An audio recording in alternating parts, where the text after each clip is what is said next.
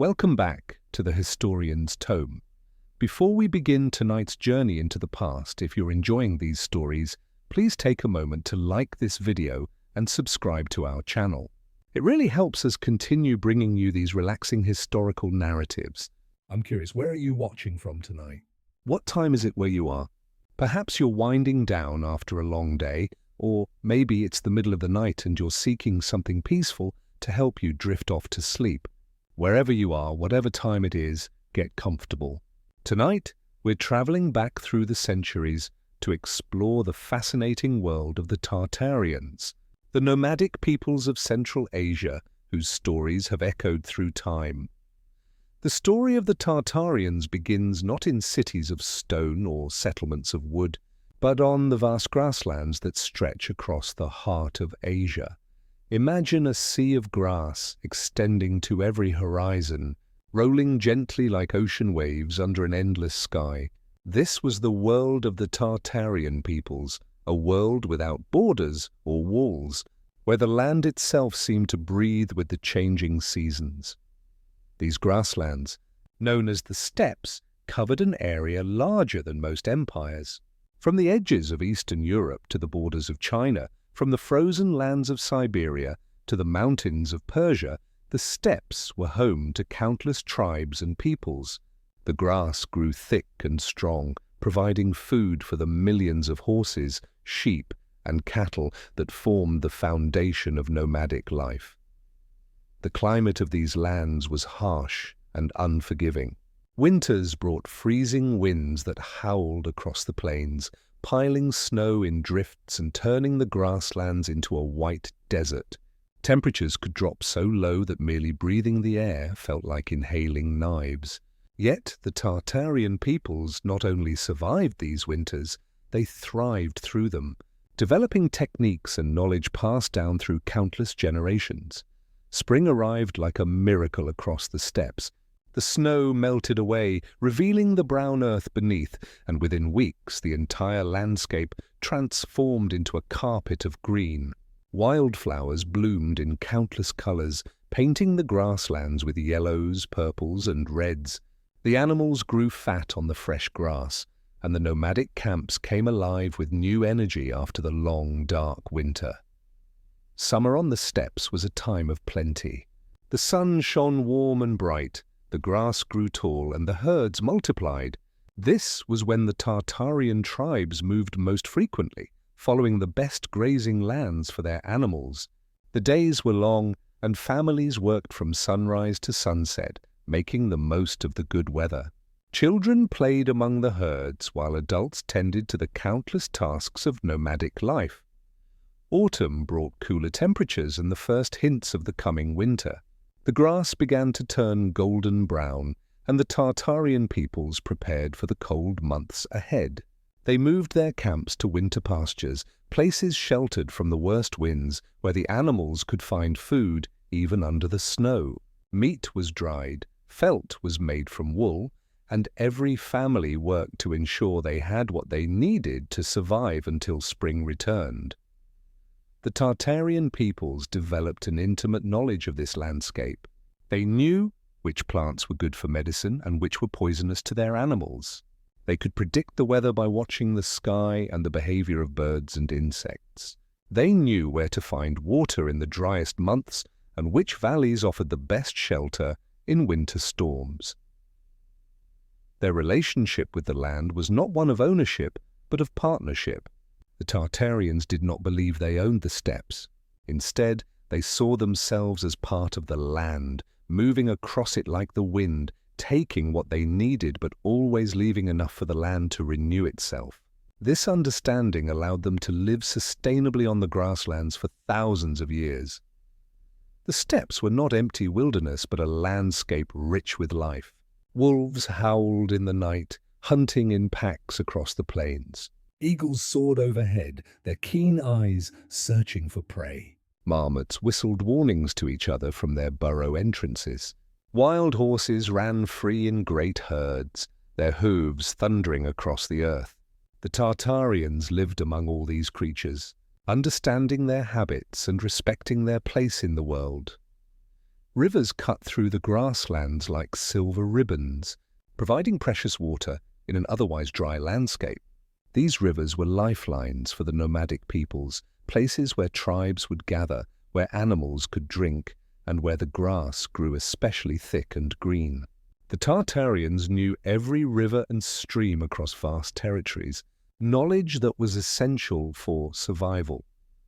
Mountains rose at the edges of the steppe world, standing like ancient guardians over the grasslands. These mountains provided different resources: timber for construction, stones for tools, and high summer pastures where the grass stayed green even when the lowlands turned brown. The Tartarians moved between the plains and the mountains with the seasons, making use of every part of their environment. No story of the Tartarian peoples would be complete without understanding their relationship with horses. The horse was not merely an animal to these nomadic tribes. It was a partner, a companion, and the foundation of their entire way of life. Some historians believe the Tartarians were among the first peoples in the world to domesticate horses, beginning a partnership that would change human history forever. Children of the Tartarian tribes learned to ride almost as soon as they could walk. By the age of 3 or 4, most children could sit confidently on a horse's back.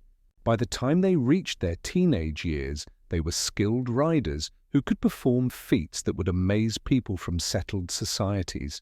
They could shoot arrows accurately while riding at full gallop, pick up objects from the ground without slowing down, and ride for days with only brief periods of rest. The horses of the steppes were not the large, sleek animals you might imagine today.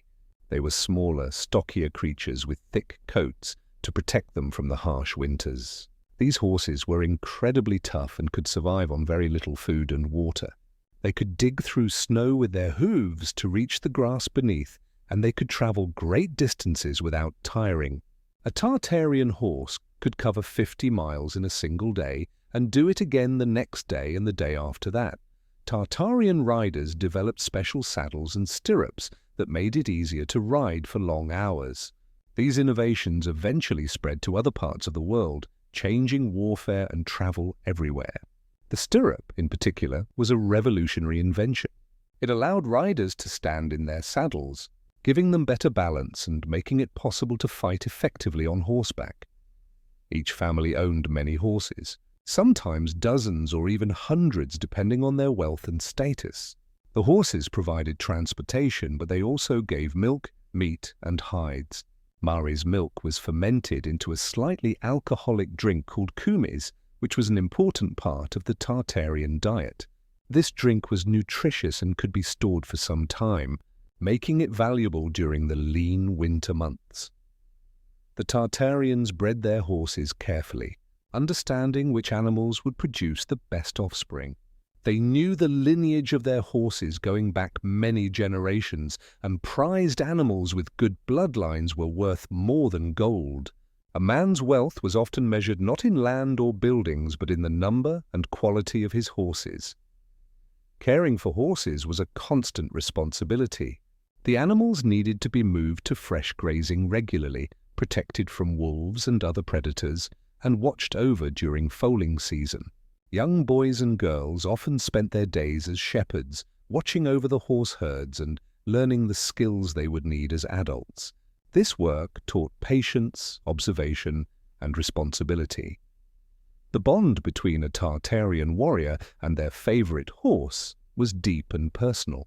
Warriors often had special horses they rode into battle, animals they had raised from foals and trained personally.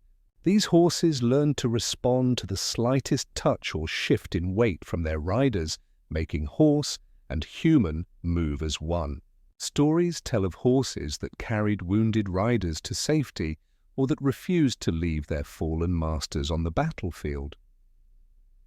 Horse racing was a favorite pastime and an important social event. Tribes would gather for great races across the steppes, with the fastest horses and best riders competing for honor and prizes. These races could cover enormous distances, testing both the speed and endurance of the horses.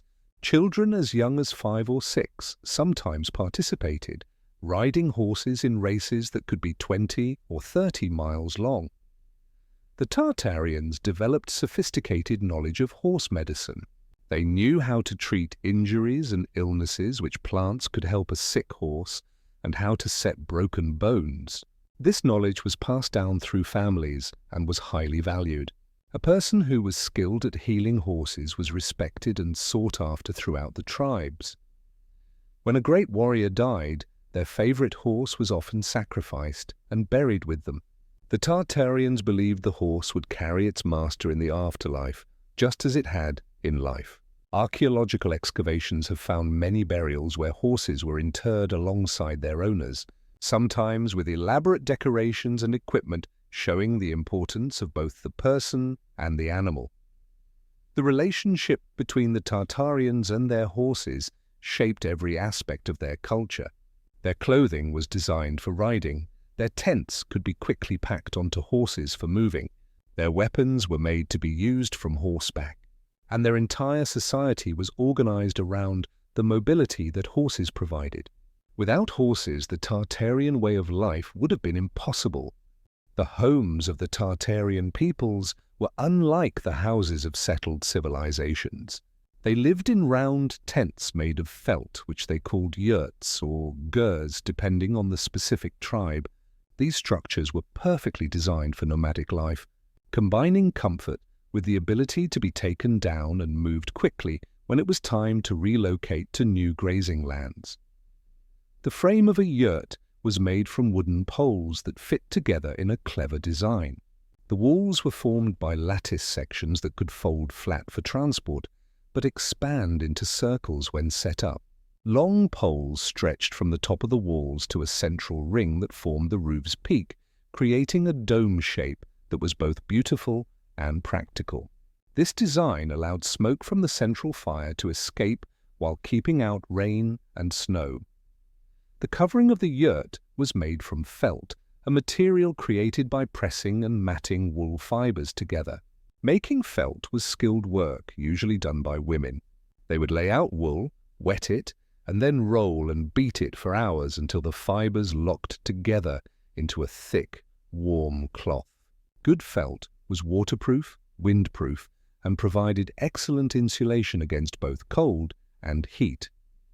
A typical family yurt was about 15 to 20 feet across inside, providing enough space for sleeping, cooking, and daily life.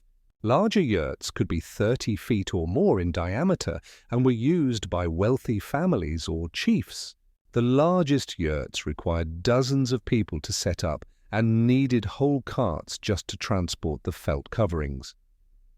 Inside the yurt, everything had its place according to tradition.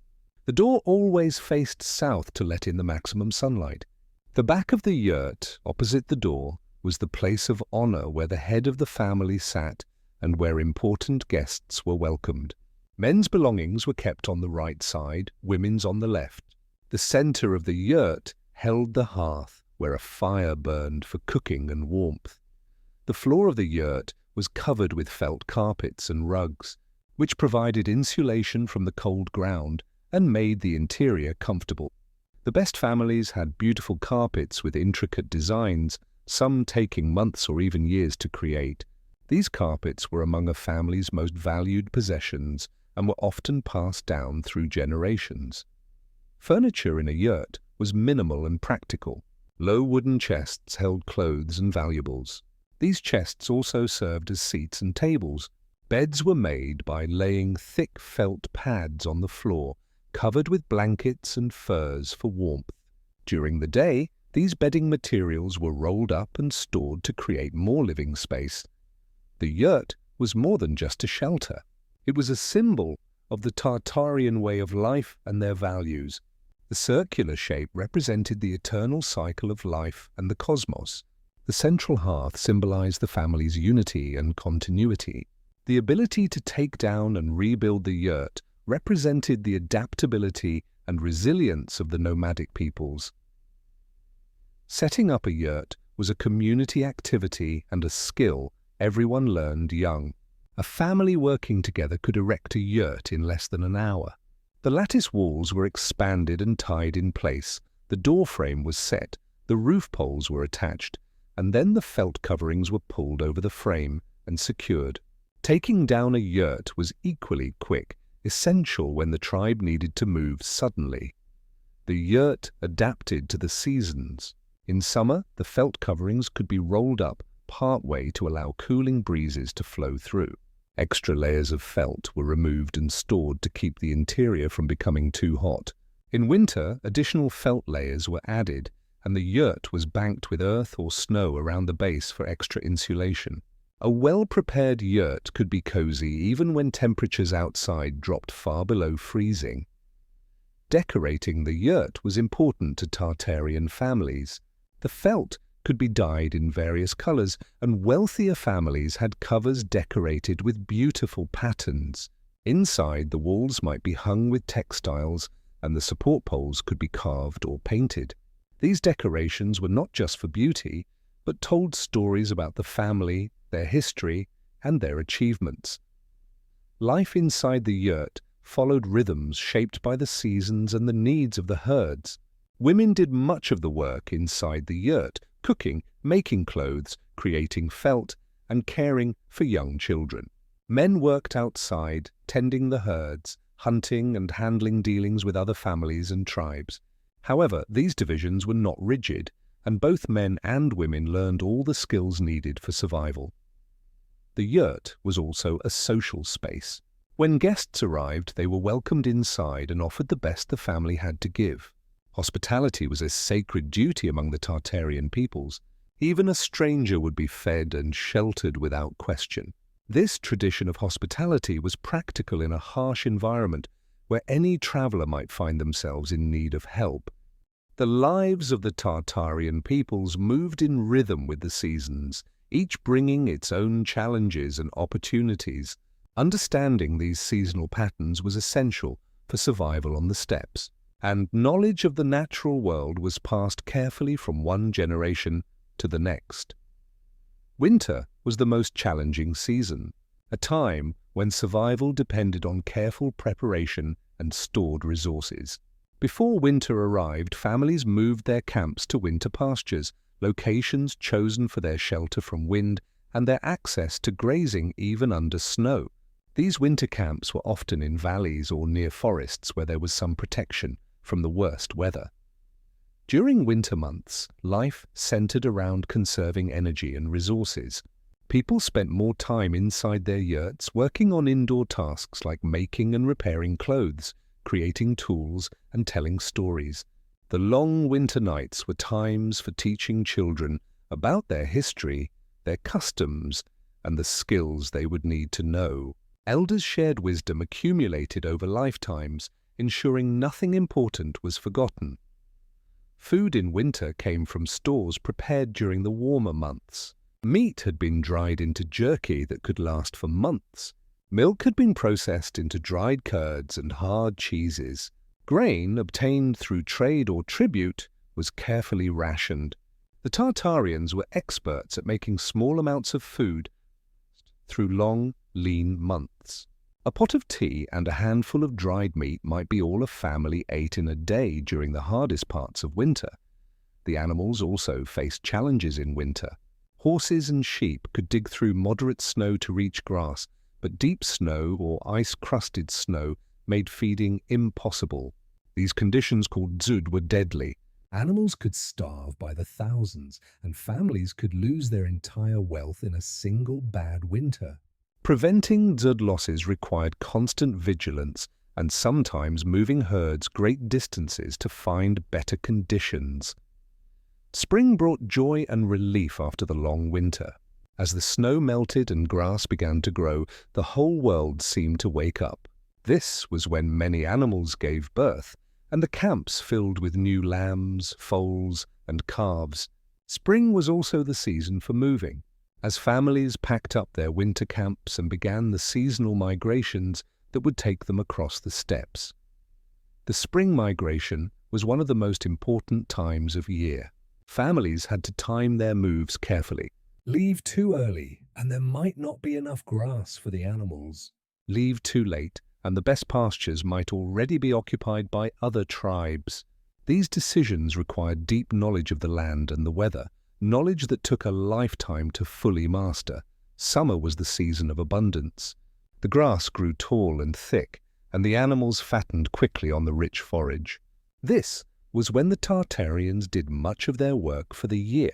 Mare's milk was collected and processed. Wool was sheared from sheep and made into felt. Young animals were trained. Repairs were made to equipment and tents. Every good day of weather was used productively because winter would return all too soon. Summer was also the season for gatherings. With grass abundant and weather favorable, large groups of families could camp together. These gatherings were times for trading, arranging marriages, resolving disputes, and celebrating together. Competitions tested skills in riding, archery, and wrestling. These events reinforced social bonds and allowed young people to prove themselves and gain status. Autumn was a time of preparation. As temperatures cooled and grass stopped growing, families began the serious work of getting ready for winter. Animals in good condition were slaughtered and their meat was processed and stored. The remaining animals needed to be in the best possible condition to survive the coming cold. Families assessed their supplies, making plans for what they would need and arranging trades to fill any gaps. The autumn migration back to winter pastures was slower and more careful than the spring movement. Animals were in their best condition and should not be stressed unnecessarily. The goal was to arrive at the winter camp with healthy herds and plenty of time to settle in before the first serious snows arrived. Choosing the right time to make this move was a decision that could mean the difference between comfort and hardship in the months ahead. Throughout all seasons, water was a constant concern. In summer, rivers and streams might run low or dry up entirely. The Tartarians knew the locations of springs and wells across vast territories and planned their movements to ensure access to water. In winter, water sources might freeze, and melting snow for drinking water became a daily chore. Weather prediction was a vital skill. The Tartarians could read signs in the sky, in animal behavior, and in plant growth to predict coming weather changes. They knew that certain cloud formations meant snow was coming, that birds flying in certain patterns indicated storms, that unusually thick fur on animals suggested a harsh winter ahead. This knowledge, accumulated over centuries, allowed them to prepare for and respond to changing conditions. The seasonal cycle also shaped spiritual and social life. Different seasons brought different ceremonies and celebrations. Spring might bring rituals for the health of newborn animals. Summer gatherings included festivals and religious observances. Autumn brought ceremonies of thanksgiving for the year's plenty. Winter was a time for reflection and for strengthening family and community bonds. The Tartarian peoples were renowned and feared as warriors throughout the ancient and medieval world. Their military skills, developed through lives spent on horseback in harsh conditions, made them formidable opponents for any army. The warrior culture of the steppes shaped not just military matters, but all aspects of Tartarian society. Every Tartarian man was expected to be a warrior. From early childhood, boys trained with weapons and learned the skills they would need in battle. They practiced archery until they could shoot accurately from a galloping horse. They learned to use spears, swords, and lassos. They competed in wrestling and other contests that built strength and fighting skills. By their teenage years, young men were ready to ride with war parties. The primary weapon of Tartarian warriors was the composite bow. This weapon was a masterpiece of ancient technology made from layers of wood, horn, and sinew glued together. The composite construction gave the bow tremendous power in a compact size that could be easily used from horseback. A skilled archer could shoot arrows 300 yards or more, and the arrows could pierce armor at close range. Tartarian warriors carried many arrows into battle, perhaps 60 or more in multiple quivers. They could shoot rapidly, sending a new arrow flying every few seconds. This rate of fire, combined with the mobility of mounted archers, made Tartarian forces devastating in battle. Enemies facing a Tartarian army describe being hit by clouds of arrows so thick they darkened the sky. Other weapons included spears and lances for close combat, swords for hand-to-hand fighting, and lassos that could pull enemies from their horses. Some warriors carried small shields, though mobility was generally valued over heavy protection. Armor varied depending on wealth and status. Rich warriors might wear elaborate metal armor, while common fighters relied on thick leather or felt that could stop arrows at longer ranges. Tartarian military tactics took full advantage of their mobility and archery skills. A favorite technique was the feigned retreat, where warriors would appear to flee from an enemy, drawing them into pursuit.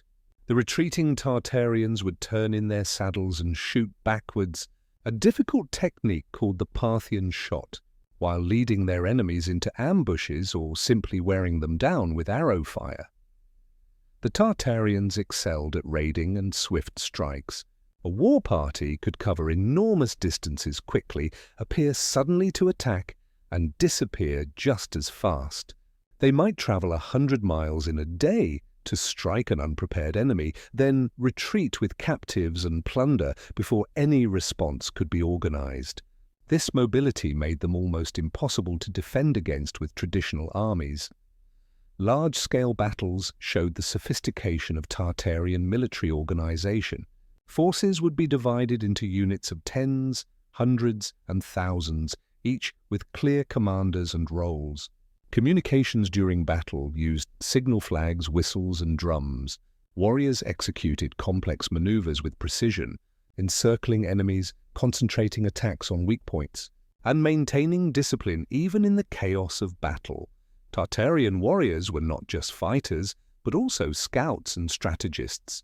They studied their enemies carefully, learning about their strengths and weaknesses, their tactics and weapons. Spies and traders gathered information about distant lands.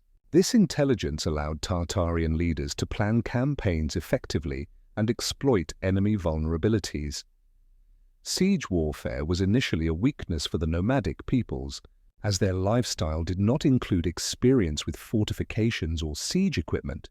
However, over time, Tartarian armies learned these skills, often by recruiting engineers and craftsmen from conquered peoples. Later, Tartarian forces could conduct effective sieges using catapults, siege towers, and other equipment to reduce cities. The warrior culture extended beyond actual combat. Hunting was seen as training for war, teaching stalking, shooting, and coordination. The great hunts organized by Tartarian leaders could involve thousands of riders forming enormous circles and driving all game toward the center. These hunts served as military exercises, training large forces to work together and follow complex orders. Tartarian warfare was not mindlessly brutal. The nomadic peoples followed codes of honor and laws of war, though these differed from those in settled societies. Surrendering enemies might be spared if they submitted completely. Diplomatic marriages and alliances were used to avoid unnecessary conflict. However, resistance was met with overwhelming force, and the Tartarians could be merciless to those who defied them. Women occasionally became warriors among the Tartarian peoples. While most warriors were men, there are historical records and archaeological evidence of women who fought alongside men or even led war parties. These women warriors earned respect through their skills and courage, showing that Tartarian society had some flexibility in gender roles. At least for exceptional individuals, the impact of Tartarian military prowess on world history cannot be overstated. Their techniques and tactics influenced warfare across Asia and Europe. The stirrup, the composite bow, and mounted archery tactics all spread from the steppes to other cultures. Armies from China to Europe adapted their own forces to counter the Tartarian threat, driving military innovations that shaped centuries of history. While the Tartarian peoples are often remembered as warriors, they were also active participants in trade networks that spanned continents. The steppes they inhabited were not a barrier between civilizations, but a highway connecting east and west, north and south. The Tartarians played crucial roles in facilitating and protecting this trade. The most famous of these trade routes was the Silk Road, actually a network of routes that carried goods between China, Central Asia, the Middle East, and Europe. The Tartarian lands lay right in the middle of these routes, and nomadic tribes both traded their own goods and provided services to merchants traveling through their territories.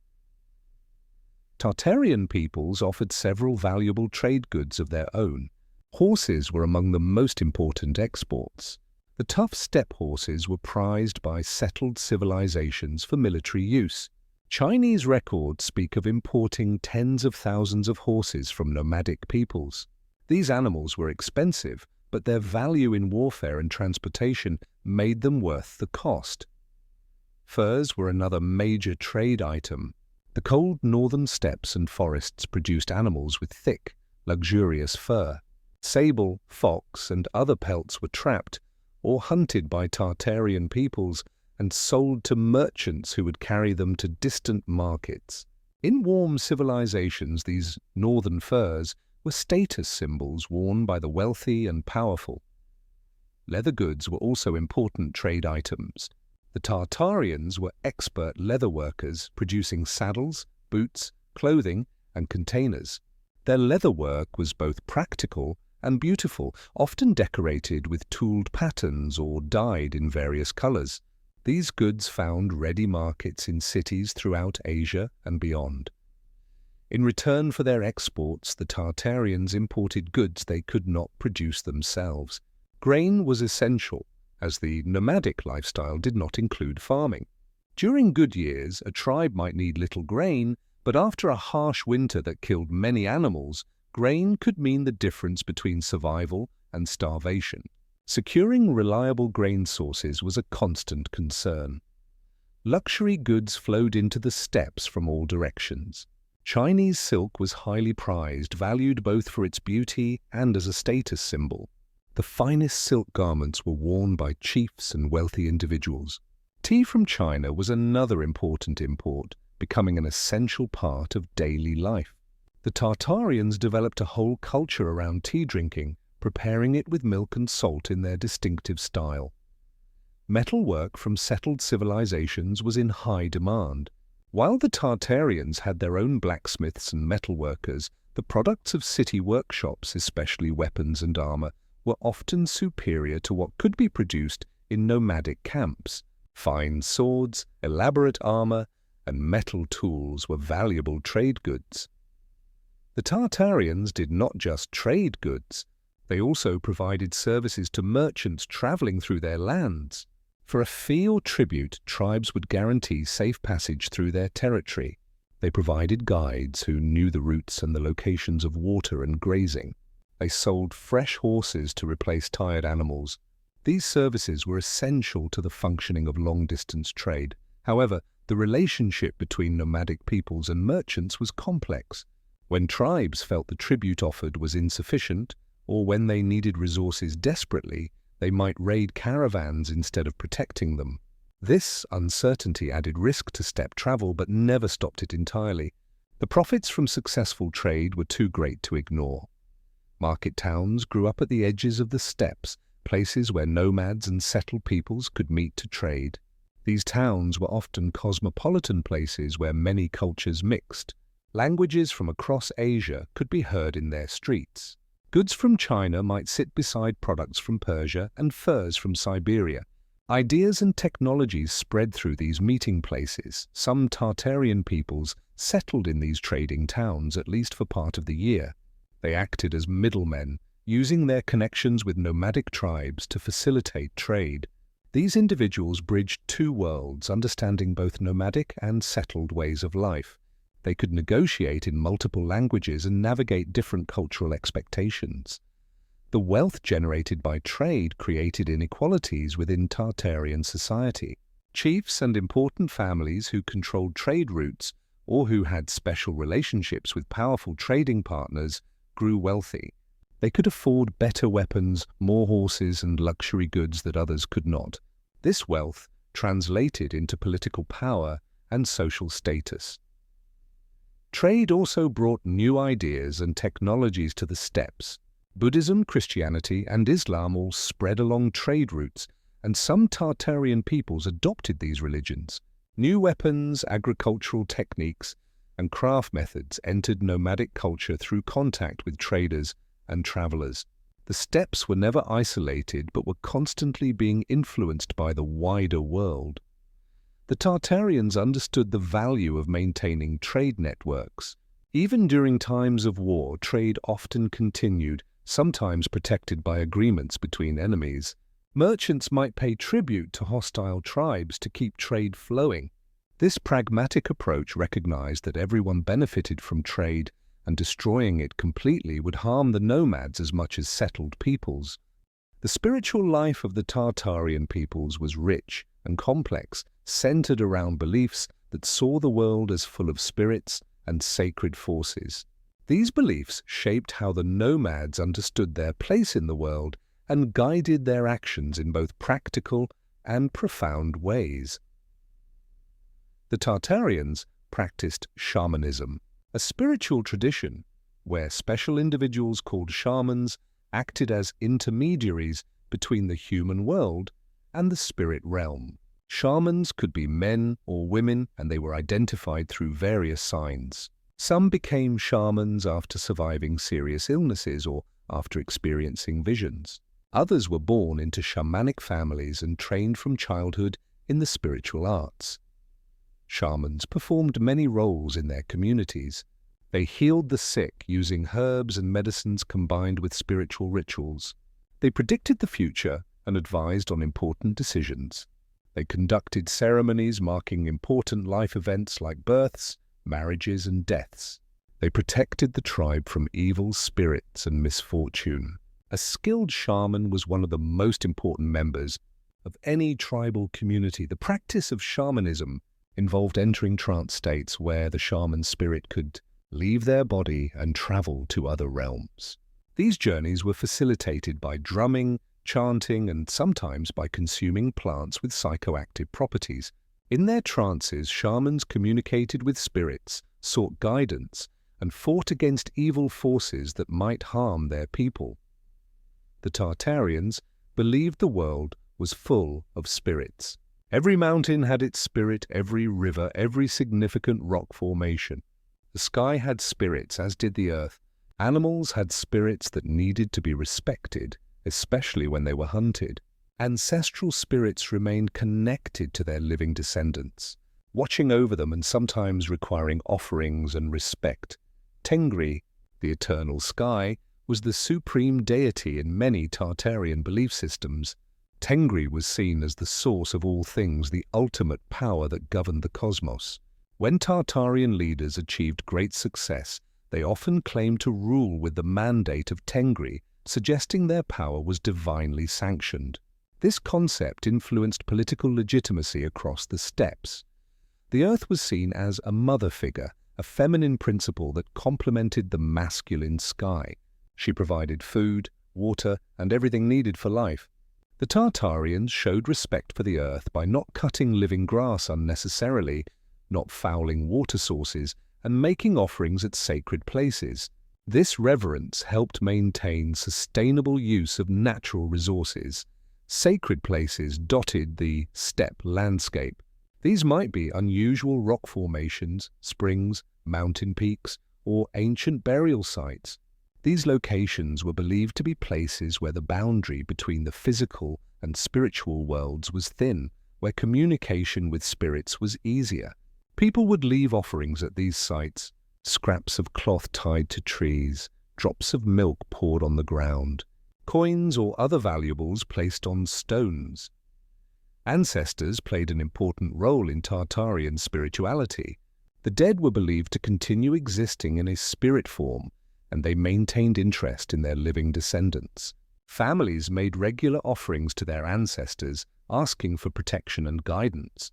Genealogy was important, as knowing one's ancestors connected a person to the spiritual power of their lineage. Funeral practices varied among different Tartarian groups, but all treated death with great seriousness.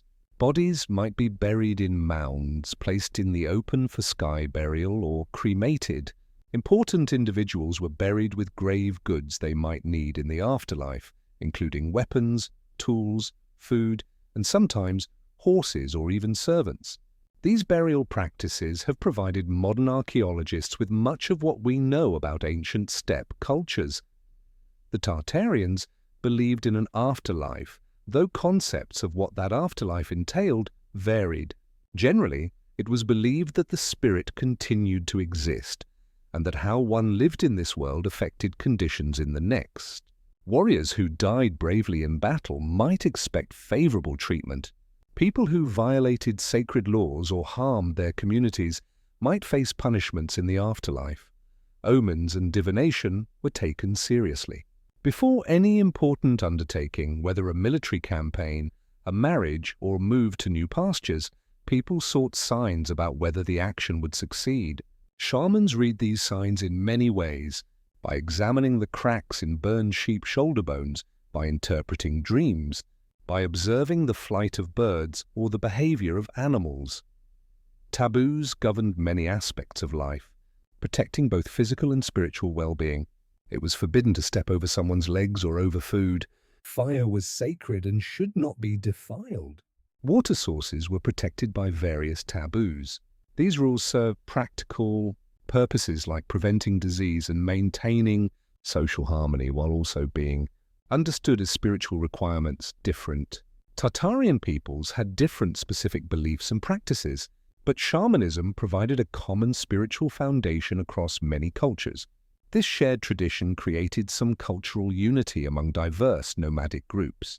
When tribes met, their shamans could communicate and understand each other, even if other aspects of their cultures differed.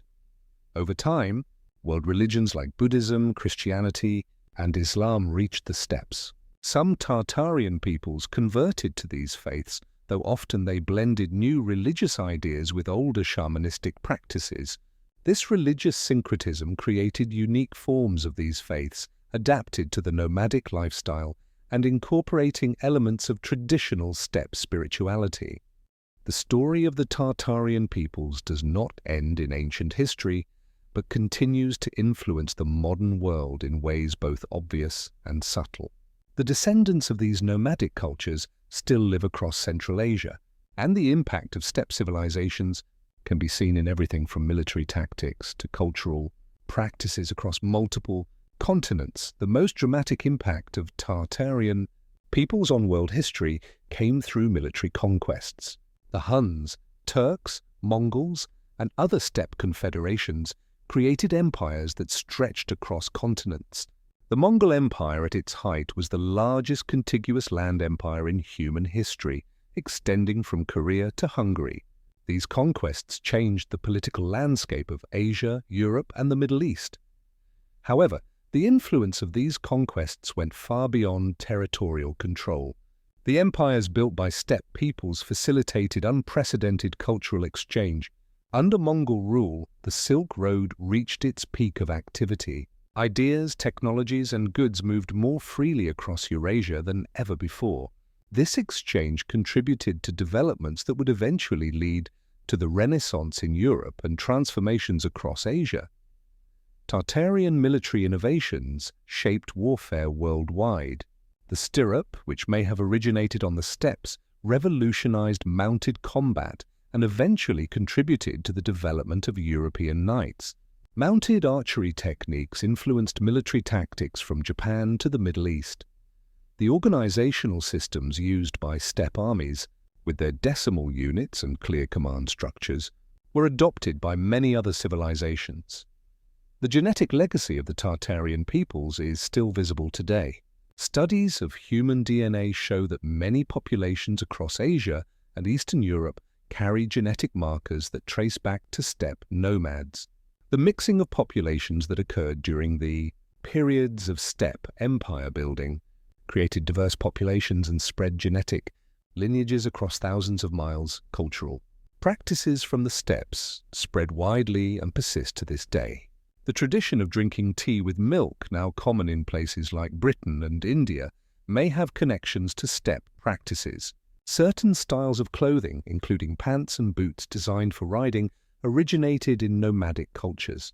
Many musical instruments and musical traditions found across Asia have roots in steppe cultures. The languages spoken by many millions of people today trace their origins to the steppes. The Turkic language family, which includes Turkish, Uzbek, Kazakh, and many others, originated among nomadic peoples. These languages spread across vast territories as steppe peoples migrated and conquered.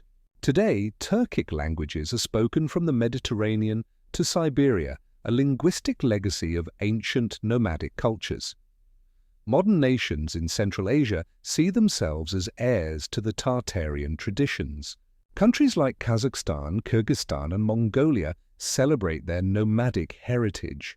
Traditional practices like living in yurts, practicing eagle hunting, and holding horse games are maintained and promoted as important cultural traditions. These nations balance modernization with preserving ancient ways of life. The yurt itself has seen renewed interest in recent decades. These traditional dwellings are now used not just by herders in Central Asia, but by people around the world seeking alternative housing. Yurts are found in camping grounds, eco-resorts, and even as permanent homes in places far from the steppes. The design that served nomads for millennia has proven adaptable to modern needs. Horses remain central to the identity of steppe peoples. In Mongolia and Kazakhstan, traditional horse games and races are major sporting events.